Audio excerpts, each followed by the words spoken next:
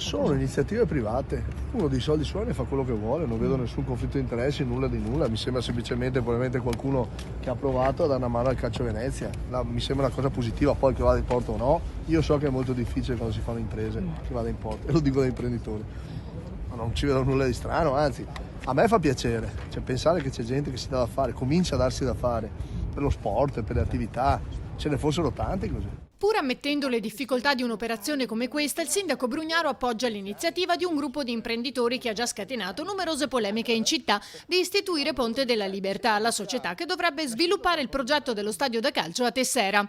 Oltre a Gianni Mion, presidente della società con una quota di 50.000 euro, tra gli imprenditori ci sono anche la commercialista veneziana Miriam Dissegna, il trevigiano Aldo Santi, il direttore del quotidiano Il Gazzettino Roberto Papetti, il direttore di AVM ACTV Giovanni Seno e l'amministratore delegato di OVS Stefano Beraldo. Uno dei soldi suoi fa quello che vuole, guarda che sia tutto trasparente.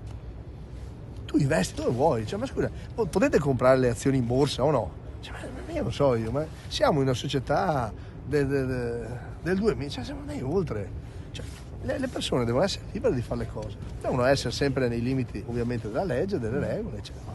Ci mancherebbe, ben venga. A chiedere chiarezza su questa operazione ci sono anche i consiglieri comunali del gruppo misto Renzo Scarpa e Ottavio Serena. C'è un insieme di persone, di direttori di giornale, dirigenti pubblici, imprenditori che sono in questa società. Abbiamo chiesto in totale trasparenza se ci può essere qualche profilo di incompatibilità o quantomeno di opportunità. Invieremo in giornata tutti gli atti di questa interrogazione su questo delicato settore dello stadio di Cassera qui a Venezia, lo invieremo anche all'ANAC a Roma affinché facciano delle verifiche, degli approfondimenti.